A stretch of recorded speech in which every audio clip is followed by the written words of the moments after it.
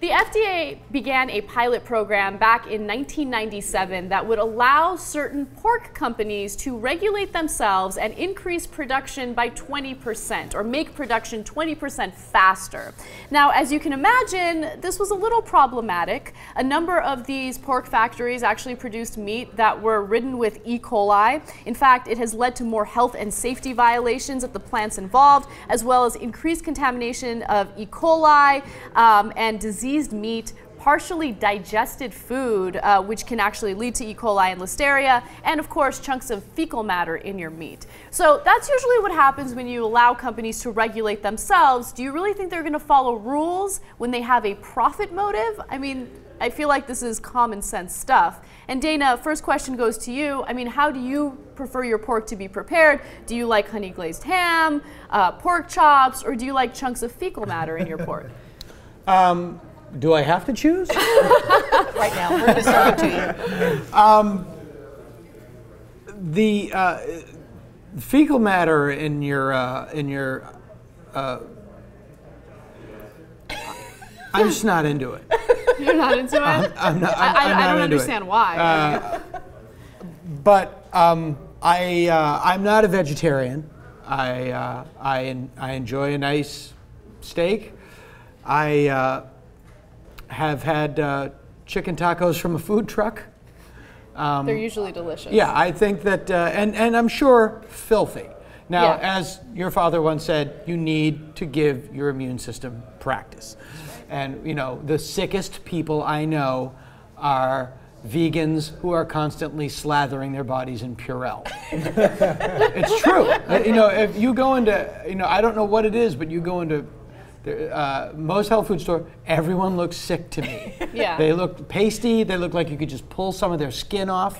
I think that. So you think the self-regulation for no, these... but self-regulation is ridiculous, and, Right. and that's just those companies buying lawmakers to lower their profit margin and to increase their profit margin. What's incredible about this is, you know, after this pilot program was obviously a failure, the USDA released a statement. They're like, yeah, this is totally successful. But it's not successful, and it goes back to the larger issue, the big theme that we talk about over and over again on the show, money in politics, right? If you have a certain number of lobbying dollars that you're willing to give to government agencies, then sure, they're of course going to allow you to self-regulate, even though the proof is in the pudding, and it indicates that we're eating freaking shit for dinner because these companies are not really self-regulating. 2 words, pink slime.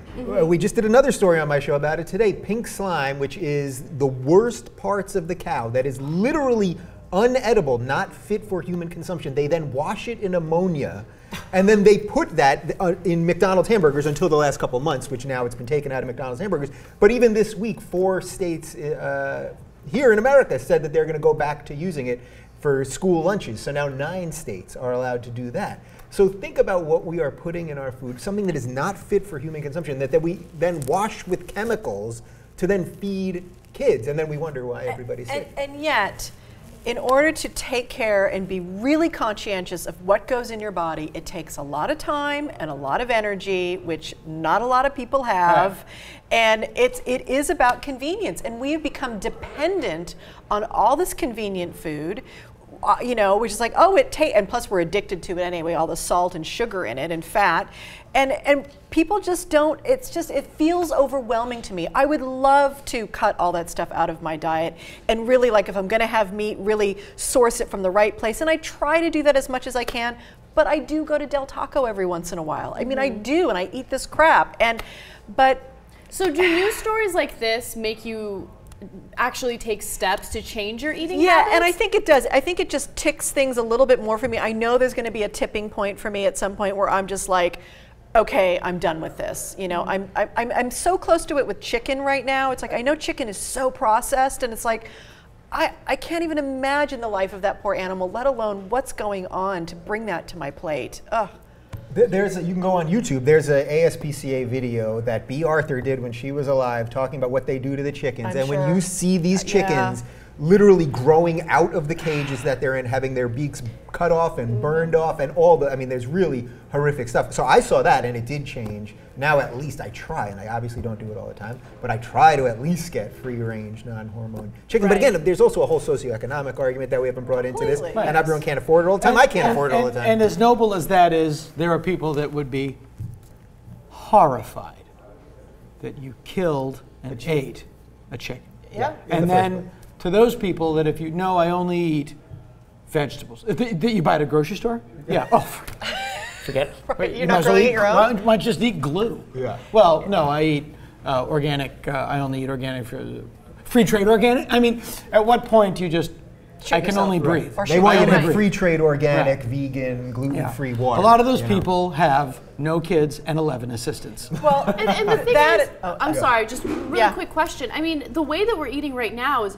it's obviously unsustainable. I mean, we have a growing population, not necessarily in the United States. Our birth rate has actually decreased a little bit, but in other countries, and people want to eat meat. They want to eat it, and so there is, of course, this huge incentive for these, meat factories to increase production or to have quicker, faster production.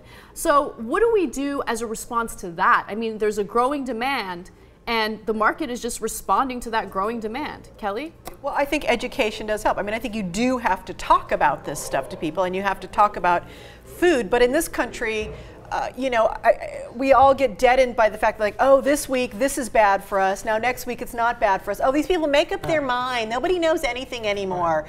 And like I said before, we're addicted to everything. So, but like everything else, we need to talk about it. We need to make it a conversation that we're having, and that and you're raising kids with this conversation too, so that maybe the next few generations, because my generation's done. I've got so many preservatives in me. I'll live till I'm 800.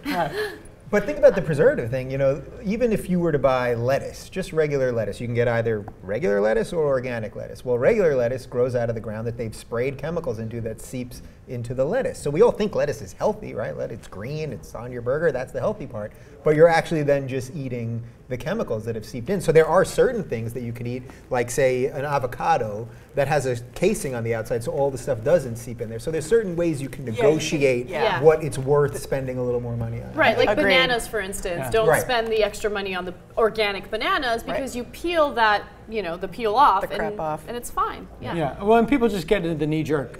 I have my wife was like, we need to get masking tape, or get organic masking tape, and and for a lot of companies it's just a stamp, organic. Well, that's true, and that's a bit of a problem. Yeah, made from organs. Yeah.